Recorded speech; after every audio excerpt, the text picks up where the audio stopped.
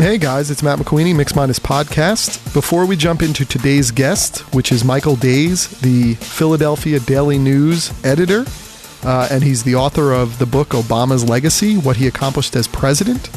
I just want to tell you about an appearance he has this week. I'm going to tell you here because once the appearance is over, I will lop this part of the podcast off. But he will be in New York City at the Barnes & Noble on 82nd and Broadway, which is the Upper West Side.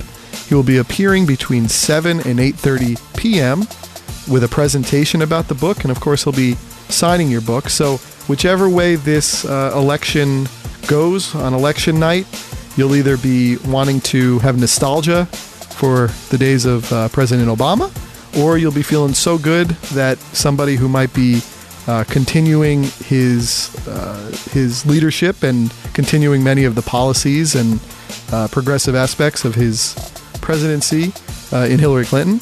So either way, I would head out there Thursday to see the guest who is on today, Michael Days, right up there in New York City. So he's out of Philadelphia area, and again, Philadelphia Daily News. So really big guy in the media, and he's got a real good book here, which is about the positive aspects of our president of the last 8 years. Thanks, guys.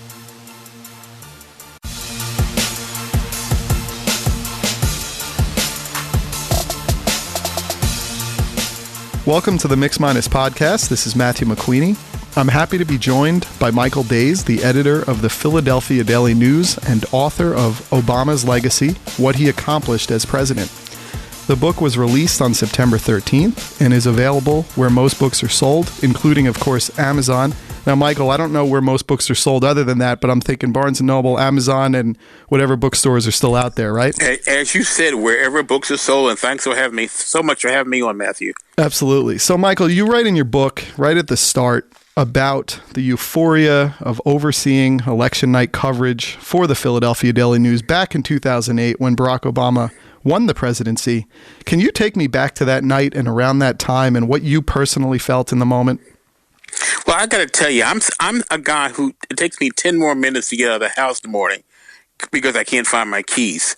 So the fact that when I started working on this, I could go back that many years and remember everything in great detail was just really reminded me that it was such a momentous night for me, and that whole period leading up to his election. In the newspaper business, any business, you sort of plan how do you want to portray this? How is this going to be played out in the paper and online that the day that whatever happens.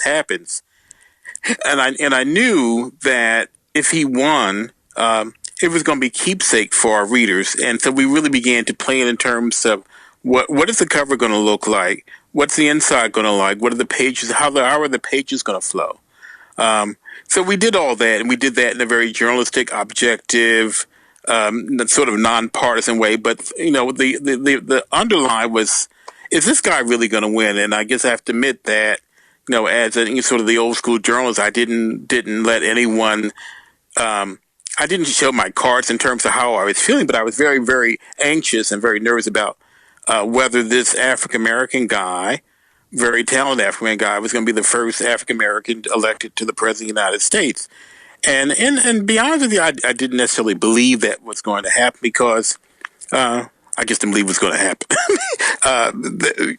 It had never happened, and while he was talented, and while I thought he would make for a great president, it was a huge barrier. But I felt like we needed to be prepared. We needed to make sure that we were ready to capture all of that in print and online. So we had reporters ready, the editors were ready, we had the pages ready to really make a huge splash and to present a paper that people would really want to buy and put into their chest or whatever, wherever they keep their keepsakes. And we did so. Now, do you ever, because I used to write for sports, and I know in sports you never know right up until the end. A lot of writers, they try to write their story expecting something to happen, and then the script flips, and then all of a sudden they're rewriting with like 20 minutes to go before they have to send it in to you, pretty much. And I often wonder, on that night, do you need to kind of set up that that the win could go in the other direction, that McCain could win? Do you have to have two stories ready to go in a way? Well, of course you do. In fact, we're doing it right now. In terms of Tuesday night, it appeared that Obama was going to win, but you're always prepared for a contingency, and then you're also prepared for, what if it's not resolved that night, Right. which is amazing tap dance, and I hope I don't have to do this year, but we shall see. Well, if you actually jump ahead to now, 8 years later, it's interesting you brought that up, because what is it like when you think about the President Obama, or at the time campaigning for President Obama? They always say that campaigns are poetry and then governing is prose. Well, he was the ultimate of that. He was almost all poetry. He was so well spoken. The writers were great. I know his main writer was another Holy Cross alum like you, Jon Favreau, which is kind of interesting. Yes. But when you're looking ahead to now, when you had kind of that perfect template, that perfect story building up, it's like the force that we're all kind of feeling we want to stand behind. Now you're looking at what's going on now. I mean, is there a part of you that's almost looking at Tuesday night saying, all right, we got to set up these two eventualities, but man, what is it like prepping for a potential Donald Trump win? It's funny that you asked me that, because when I gathered with my editors, I guess it was Thursday, we were trying to, we're an urban paper, we're trying to decide, definitely, Hillary would be the keepsake paper, and we were planning for that. And the page one editor says, well, what are we going to do if Trump wins? I said, on the cover, we need to play it straight, because the reality is, half of America, more than half of America, decided that Donald Trump is the president of the United States for at least the next 4 years, and we need to be respectful of that. And a lot of newsrooms, I would wonder whether that is. I suspect that's being argued in a lot of newsrooms, but I think our job is to represent how the public sees it, how the public views it, and while it appears that from the polls, although every 6 hours is a whole nother revelation, but it appears right now that Hillary is going to be elected next, but who really knows? Well, and you've been in the business for quite some time, real veteran. Going on 40 years now. Amazing. Yeah. Now, Yeah. when we're sitting here saying that this feels unprecedented, does it, when you have that kind of tableau of being in the business, does history tell you, no, there have been things that have been sort of like this? There have been situations where we thought the world was going to end in each presidential run? Or is this truly, to me, it feels kind of unprecedented. I'm 34. But I mean, when you take your history into it, what are you feeling about this?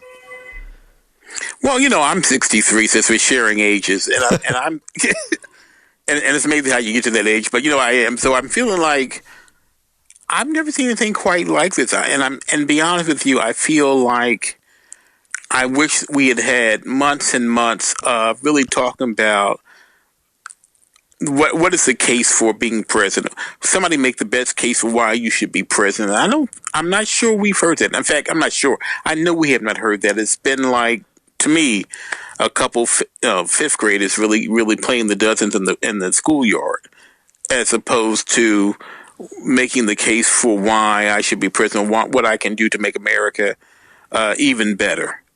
Yeah, no, it's great. And it's funny as you bring that up, because I've been thinking about the fact I like to compare things to sports a lot. I'm very much into sports. Right. And we hear all this criticism, for instance, of NFL Commissioner Roger Goodell. And one of the big criticisms people say is, oh my gosh, it's so unfair to think that this guy can run the league and run discipline. And then isn't it funny when you then sit there and go, well, how about the president? I mean, when you're researching for your book, when you know what you know from being the editor and covering this story, talk about all the things a president's got to do, right? And no one ever gives them any kind of out like that. Well, I sort of think back to when I started working on the book, and you know what? 8 years is not a long time, but 8 years ago, when Obama was elected, inaugurated, he was handled, proverbial hot potato. The country was a mess economically. thousands and thousands of people had lost their jobs. We were on the verge of a depression. And that's really serious business. When my Eagles lose, I go into deep depression, but it's not quite the same thing. Yeah. And you realize, and you think about it now, that if Obama, and the fact that he knew to surround himself with really smart people, really smart economists, and really hadn't really, sort of pushed a lot of money, a lot of programs into the country at that point, and had really not saved the auto industry, where would we be now? So, it was actually sort of working on the book, beginning to research the book. It was very sobering because, at the time I knew where we were. I sort of intellectually understood where we were in terms of where the economy was. But when you go back and look at it, it's really very frightening. Yeah, and we get brought us a long way, And we get so caught in the everyday and what's the news cycle of today, right? That he very quietly, in baseball terms, he very quietly hit 320. I mean, exactly. Year after year, and exactly. And the difference between, they always say, the difference between 320 and 280 or 300 and 280 is like 20 or 40 hits over a whole season. That's like one more hit a night, and he just stayed and kept moving and kept really standing behind the things he really wanted. And he kind of got done what was needed against a very difficult opposition. And I mean, it makes me think, were we kind of foolish when we go back to that night we were talking about, that election night in 2008? I remember I was at the New Jersey Nets game, and it was amazing because you're watching this basketball game, and then on the scoreboard in the middle, they keep showing the states coming in. And at the end, when he won, and they called it, the whole place went nuts, this arena, where the Nets used to play there in the Meadowlands. And I think there was this feeling, this is going to change everything. This is going to be like Steve Jobs announcing the iPhone, and then all cell phones are changed forever. But were we maybe foolish or naive to think that somebody, in light even of all the things he has done, which are pretty amazing when you look back, but that he could, part the political sea? Were we kind of naive to think that? Well, I think a lot of us, and I'm in that category too, felt like people were going to buy into the hope and change, and that the country was going to sort of rally around him. And a lot of people did, but a lot of people did not. I mean, we know that, from a lot of reporting, that the Republican leadership on the day he was inaugurated began to gather to figure out how they were going to make his life a living hell for the next 4 years. And so that didn't help. But I guess, what I say to people now when I talk about the book and talk about, my journey with this book is that, the presidency is a continuum. And I think that he brought us out of a really, really, really bad place in terms of the economy, and to question it, but he did give us hope. He did, champion what was good in all of us. And I think in a lot of ways, we're given where we are now, and we'll see how things turn out Tuesday. People have really bought it. When you look at what he's done in the last, 6 months, he's well over 50%. And I think that came because people have had the opportunity to compare him to what may come next. Right. Absolutely. I mean, it was. I mean, I think people, correct me if you think I'm wrong, but I think people voted for him. They voted against the alternative. People who voted for Obama voted for him because they really believed in him, and I'm not quite sure we're doing that this time around. Yeah, no, he was almost creating new voters as opposed to just turning over no doubt, new ones. Yeah. Now, your book, by its very title, is a celebration of the rightful accomplishments of his presidency. Mm-hmm. An interesting thing that I came across was on Amazon, where most of us buy our books. Your book is available there, as well as in Kindle and hardback and Barnes & Noble and everywhere, as we said. But it's funny with Amazon because they'll often do that thing where they say, well, this book is frequently bought with this one. Right. And I don't know if you saw this, but it states that your book is frequently bought with, quote unquote, the worst presidency in history, the legacy of Barack Obama, by, I think, a right-wing guy, Matt Margolis. How is that the case? I mean, that's where algorithms really prove us wrong. Because is there any world where someone is buying your book and that one, reading them and going, okay, I now have the tableau of this whole thing? I will confess, I'm going to buy that book eventually, but I'm not buying it right now. But it's interesting. I think people just want to weigh both sides. So, there's a part of me that says, oh my God. The other part of me says, well, just go ahead and buy my book. And if you want to read this other guy's book, have that. but I think we are not as open and optimistic as we were 8 years ago or 4 years ago. But that's okay. The beauty of being Americans that we have the freedom to read whatever we want and think whatever we want, can have all kinds of opinions. But I don't think there's any doubt. There's no doubt in my mind that he was an extraordinary president. He's been an extraordinary president in extraordinary times. And, relatedly, it had me thinking, it's almost a perfect representation of the current politics, those two polls right there. You have the one side, which is your account, very well researched. Is it maybe positive? Is it maybe truthful? Is truthful maybe considered a little left? I don't know. But you have that kind of well balanced, well researched, yes. And then on the other end, you kind of have the far off to the right and opinionated. It almost seems to me like a real representation of what we're seeing from the political audiences in general now. There's a part of me that believes that there's a part of the country that never really accepted him. The whole birther movement thing. What was that really about? Here's a guy who achieved so much in life. He's a guy who was largely raised by a single mom. Didn't really have a whole lot of money. He was not the prototype guy who ends up being president. Had issues, was an okay student before he got to college. Went to college, then transferred to Columbia, did well, then went to Harvard, was clearly a superstar. Here's a guy who could have gone into corporate America and made a ton of money and not been sort of the policy guy or community service guy, which he was. And Americans and a lot of people thought, well, I'm not sure. I'm not sure. I'm buying what he's selling. But that's okay. That's okay. I just feel like he epitomizes the American dream. Yeah. And I think some people just were not willing to accept that. Now, that's okay. I mean, I just felt like, and then, you hate to bring up race from time to time, but I think race may have been a factor in how some people viewed him. I really think that he didn't deserve to be. That he did. I mean, how did this happen to America? How did this happen to us? How did this black guy get to be president of the United States? Well, shame on you. Absolutely, and I wonder often if there is a contingent of the voting public who say, "Look, we just had a black guy for 8 years.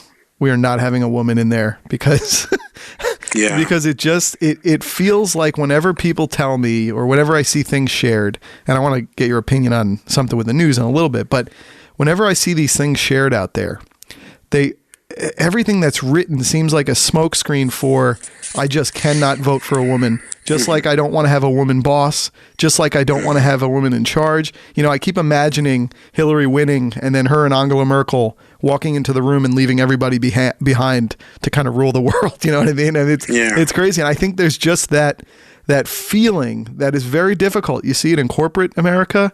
You see it in many spaces. It's a very tough kind of tug of war with that. And I just wonder if really a lot of these things that are being shared, because look, the email stuff that can be, I understand like confidentiality, but how many people really, really deep down go, you know what? It's just, I can't take it with the email. I mean, you said that you're a 63-year-old man. She's almost 70. Right. Like, come on, with the email stuff, it's crazy. And it feels to me like, let's get as much out there as a smokescreen because they even know they can't say it's because she's a female. That's my gut. I don't know if it's right or not. Well, I don't think I disagree with you. I mean, I don't really know what the email. I mean, should she have used the government's server? Absolutely.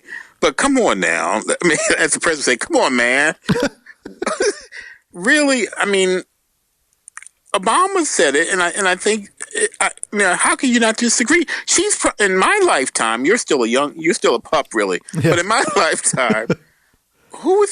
There's nobody more experienced. There's no more person more ready, I would think. And probably going beyond my bounds here, but she's done everything. Why? She's more ready to be president. She's more prepared, more qualified to be president than anybody in my lifetime.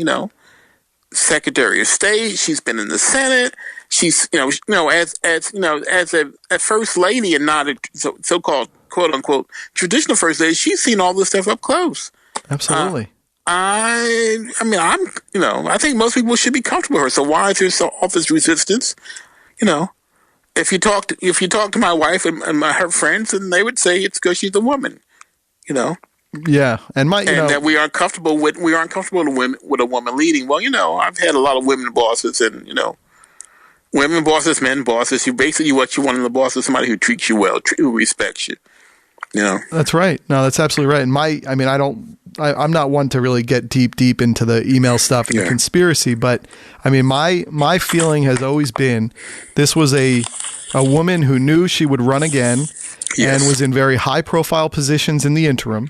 And when she's in the State Department, when you see the way people can hack into anything, my feeling was she wants to have a copy on her end of anything that's ever been said, so that if something does get hacked, she has the context of everything. Now, everyone can go crazy at me and say, no, you don't do that. But, how often do we want to trust a lot of these, government they call it big government for a reason. They're not going to give you a lot of these places get hacked real easy. If you have your own servers, you can technically have the backdrop to be able to see what was always there.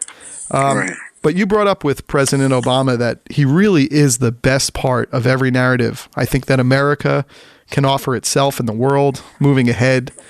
He's sort of so many different ethnicities of so many places. You have someone from Kansas, you have somebody from Kenya.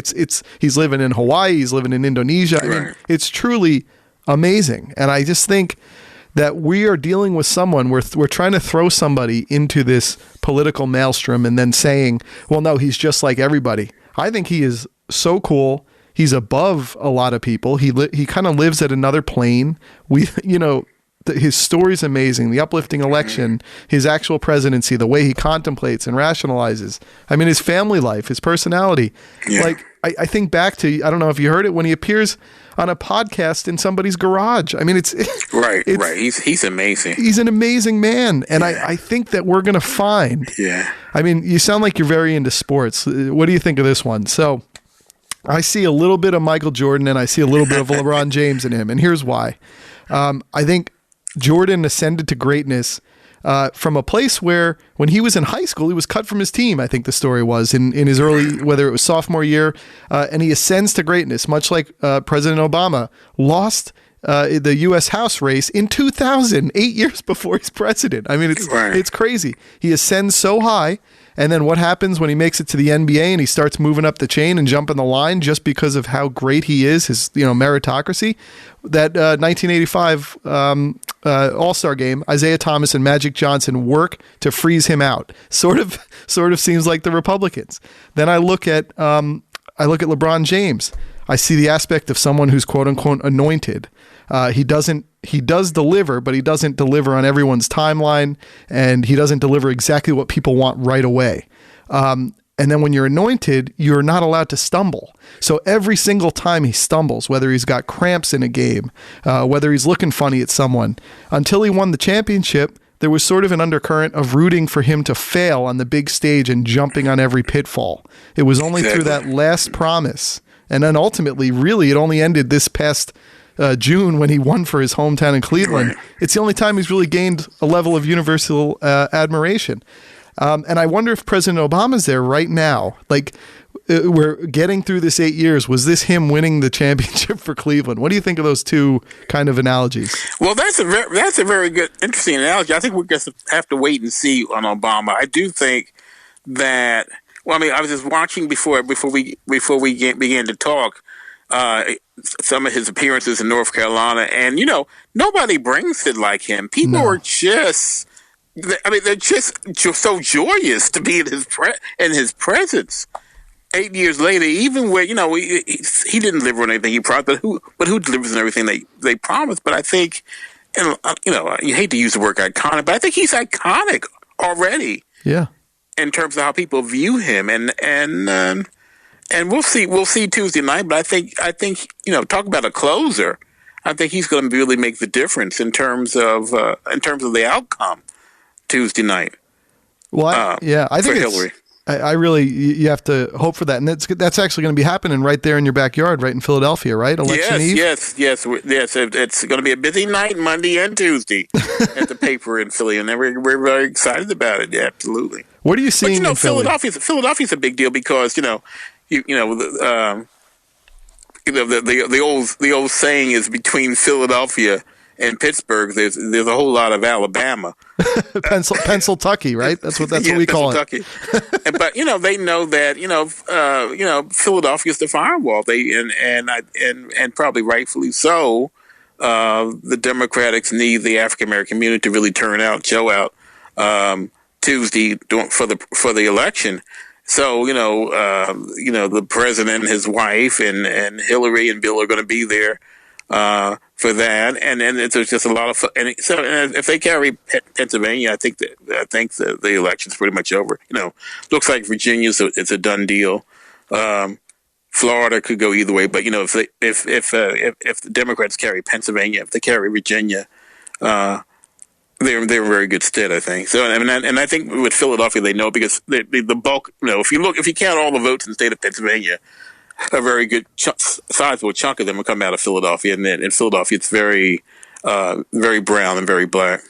Absolutely, and the funny thing with President Obama is usually, I think someone gets to the end of 8 years and we're a little tired of him. I mean, last night I was trying to watch it, but I ultimately watched it this morning. I wanted to see what he said in his finally coming on the Bill Maher show, and right. He's just so comfortable in his skin. He's so good at what he does. And this is what I could almost use an answer on. I often have the internal dialogue kind of arguing inside. Am I not being hard enough on what he hasn't done well? But it's just hard for me not to add the context to it. I think that many of his struggles come from the fact that the one party is in essence shorting the market that is the federal government. I mean, they're kind of like these short sellers like Bill Ackman, who tries to short Herbalife, where they're doing everything they can legally and behind the scenes to almost cause the short to happen. That is a very destructive force to go against because people want bipartisanship, but you need the buy part. And right. I think that is always something that's difficult, and why something like your book, in many years, all the things that happened in all these 24-hour cycles that everyone thinks they're winning the day, that's all going to fade away. And all that's going to be left is what was done. People aren't going to care that reconciliation pushed something through, or that he did this, or that he forced something. They kept saying he forced it down our throats, all this stuff. It's not going to matter when it's a right in 10, 20 years. And I've often thought that Obamacare label is going to go from what they push as a bad label to like the Republicans are going to be like, no, we don't want that label anymore. That's amazing. I mean, isn't there a little bit of the short selling that went on in his terms? Yeah.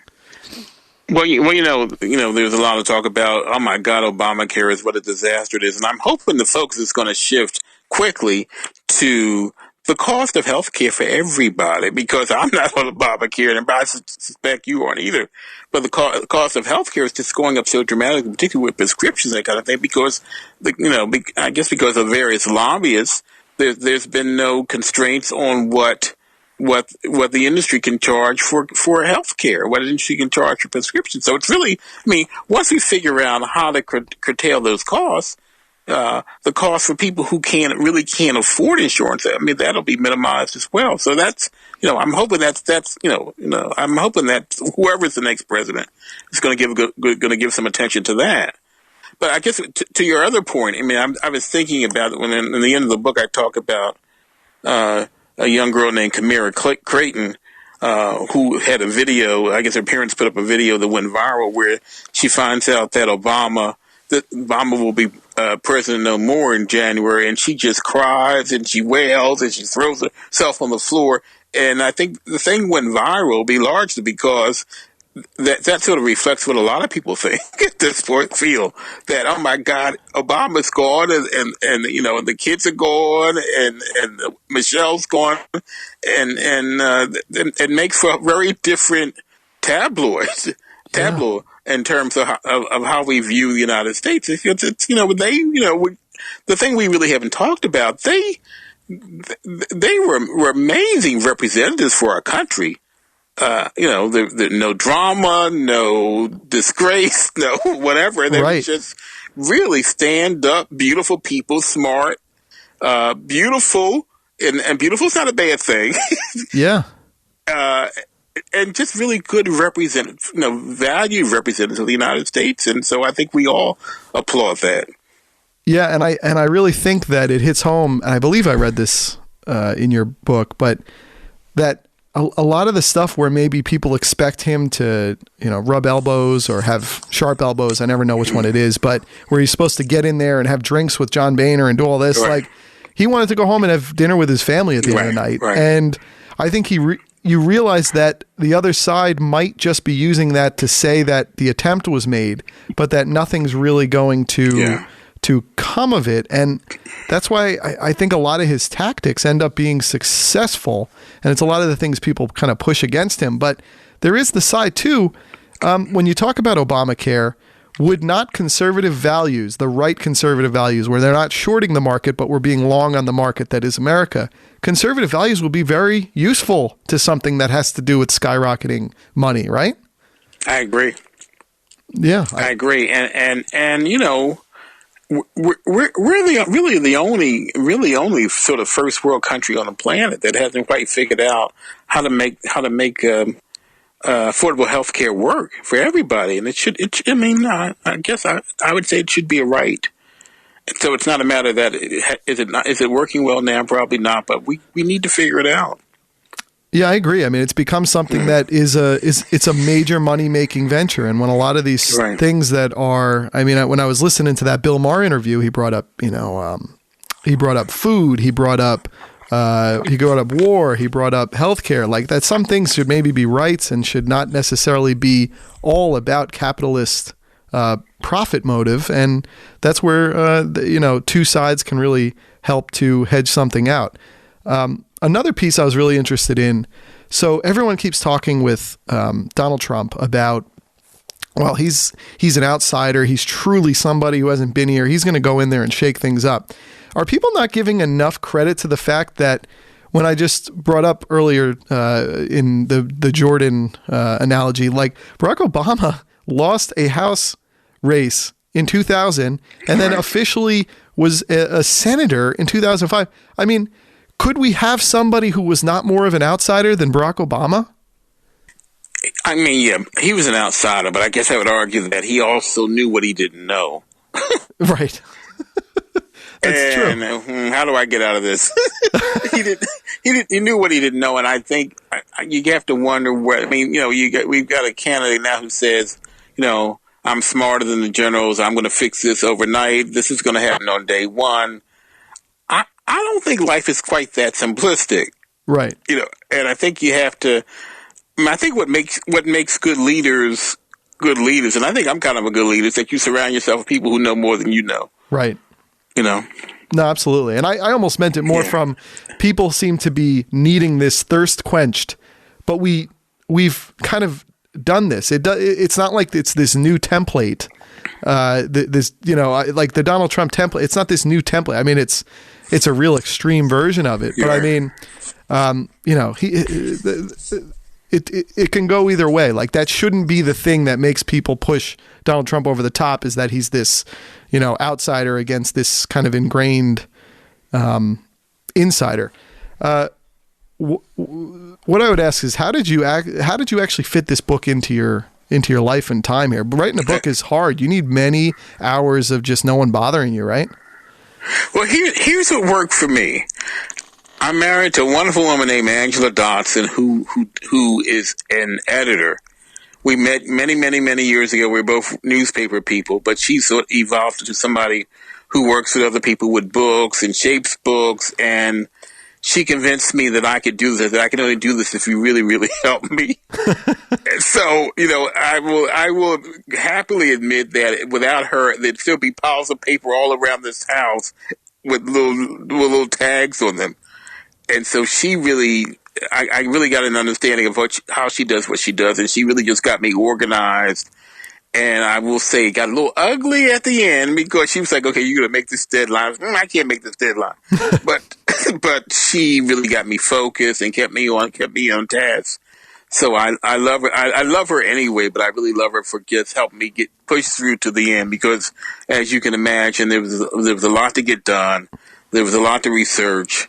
There's a lot of second guessing to make sure that you've actually covered all the right areas. And that's how it got done. I mean, everybody needs a village, and she's mine. Well, I've written for magazines and different things like that, and I have a lot of there's so much back and forth. I can't believe how much time it takes to sometimes get a 900-word article into something. Right. I'm so impressed and fascinated by people who can. It just seems to me to be the most daunting thing almost ever in this modern era. It's the ultimate in long form. To write a book, you need to start it and be like, this isn't a marathon. This is an ultra marathon. This is a 100-mile race. I mean, mentally, yes, you got to cut off and you got to be in that. And even with that, you could be at the end of 4 hours and say, boy, I didn't make it anywhere, right? Right. And then, Angela was saying, well, this is not a news story. Yeah. So everything you saw, everything you heard, everything you read, everything you viewed, you were saying, does this work for the book? So you're like pulling stuff all the time, and everything you're doing is not really just casual. It's like, okay, I'm at an event. What are people talking about? I'm watching television. I'm on MSNBC. I'm watching Fox. So, but I got it done, and I admit I'm very proud of the book. No, it's a very good book. Yeah. And it's almost like they say rose-colored glasses. Some people see things through rose. It's almost like when you're writing a book. I mean, I even see this in my dinky little podcast where all the week I'm thinking about what can feed into that article. So you see everything through book-colored glasses, right? Exactly. That's exactly what it is. You're at an event. You're thinking, okay, what works here? What am I hearing? What are people talking about? So, it was very intense, but very enjoyable, actually, now. I mean, I didn't feel this way back in June. So, I was a little stressed out. In the newspaper business, as you can imagine, it's kind of a stressful thing right now. But, you do what you have to do. What was the first thing you did when it was officially submitted and no more editors were coming back? What was the first thing I did? I think I went and had a steak dinner, baked potato, green salad, and a couple of bourbons on the rocks. Maker's Marks, actually. And it was the greatest feeling, right?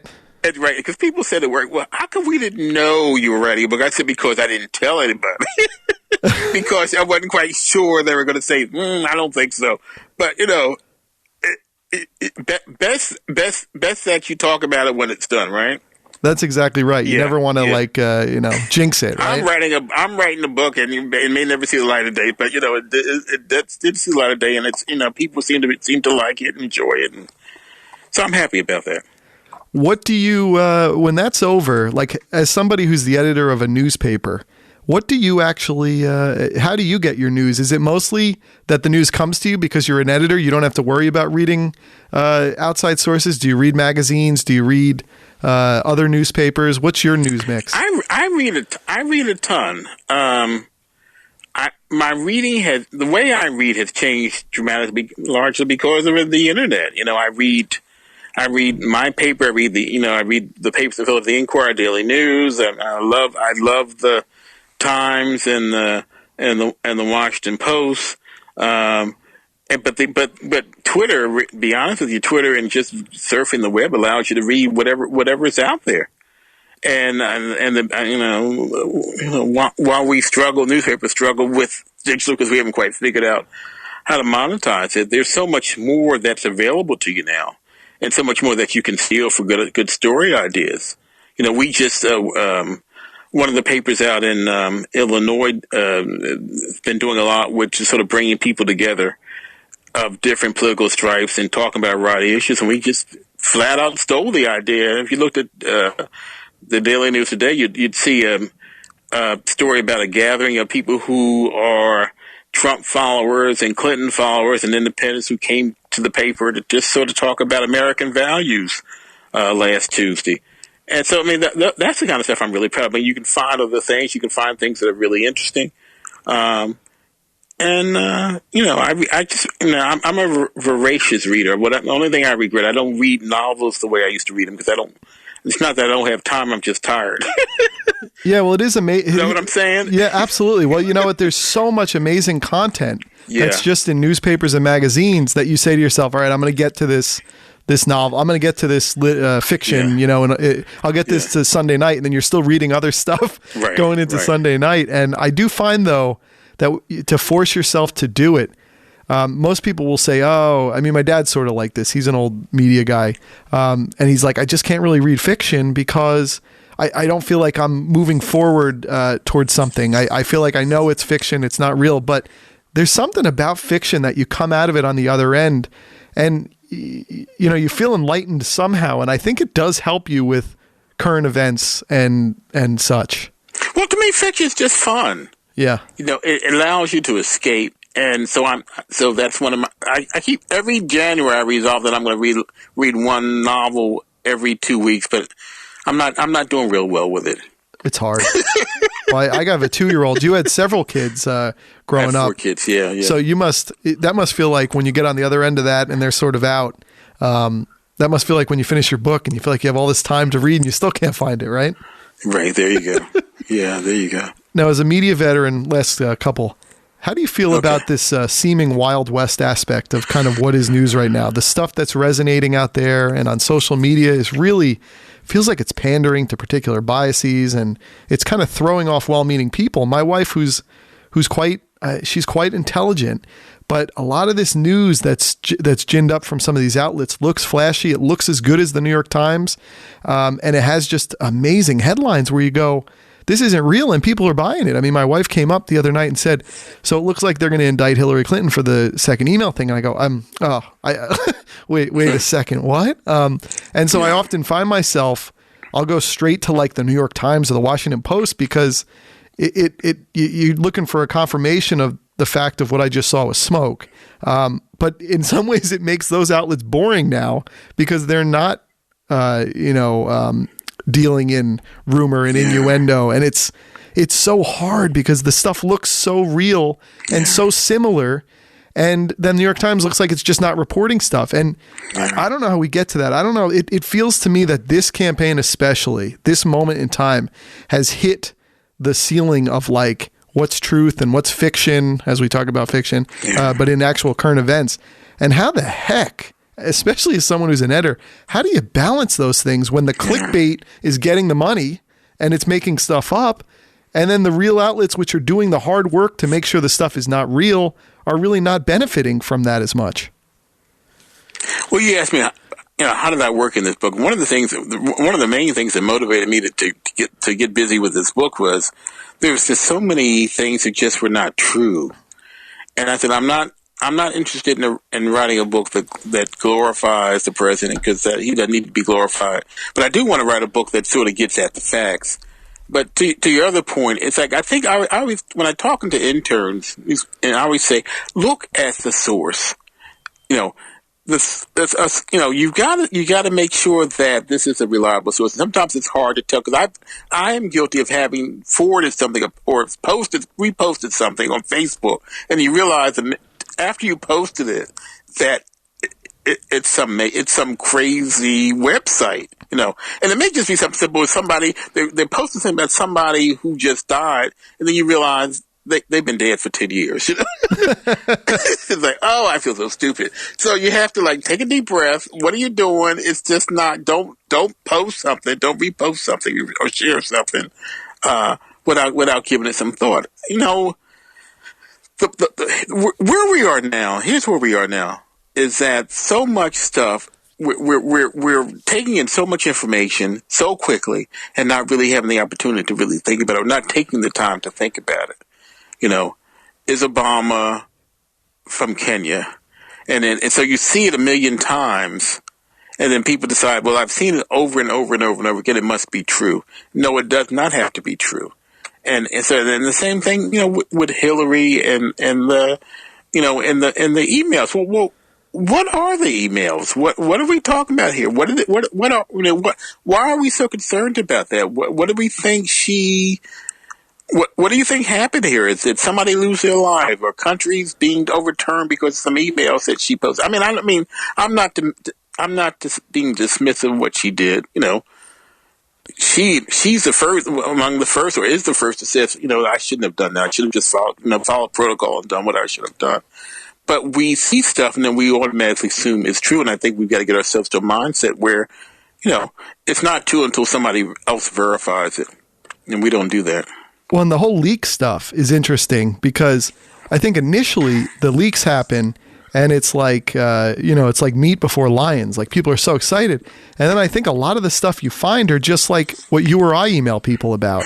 It's like not amazingly edifying. And I do find it interesting, though, the way it has been woven into storylines. Like I think that's where it's useful. I mean, it stinks that people get hacked because it just doesn't feel right as information to be holding to informing. But I've seen some places like the New York Times will be writing a story about something and then they'll weave in something that was in a hack, but just a little bit in order to kind of move the story along. But I think we're left in this kind of hacked world where is transparency really what we wanted? We're finding like when they removed earmarks, like maybe earmarks, as bad as they can seem, maybe they moved things along because they made people who are in charge of little gerrymandered areas be able to bring something back to their constituents. Like this transparent world has left us in a place where we're almost trafficking in rumor because we actually don't like what the truth is showing. Right. It's fantastic. And then you're wondering about the whole issue of honesty. How honest can we be when you're wondering whether it's something you said to someone in confidence is going to turn up, on the evening news. Yeah. We're at a frightening stage here right now. And the last thing I would ask you, and again, this has been a great discussion with a media veteran who's written a very good book on President Obama's legacy, Michael Days. When we're talking about how much we might read, and we're constantly reading, you almost need to get to that point to have an understanding of what doesn't feel like it's truth, or what feels like it's just people making up or clickbaiting you into reading an account that's highly angled and highly, backing up some claim that just doesn't seem right. I was actually reading something, I think in the New Yorker this week, where they're discussing like how democracies should work, and they were actually saying that people who have like higher degrees, they should get a vote for each higher degree they get, and to almost pay off the knowledge that people attain because they believe that maybe that'll make a more educated voter. And then others were saying, well, no, it's everybody has a voice. Everybody's point of view is fine. But isn't it interesting when you think about how much you read in relation maybe to how much others don't read, and we all have the kind of same vote? And I guess it comes back to sort of like you were saying, we're all this tapestry, this tableau that we all kind of mishmash and end up at 50-50 in some way. But I mean, do you ever think about that? Like with how much you read, what is it? It's helping you helping you fill up your cup, but like, where do you end up versus others who don't? Well, I'm a journalist. I'm a reader. I've always been a reader. I think people have to read, and I think that help you basically discern what makes sense, what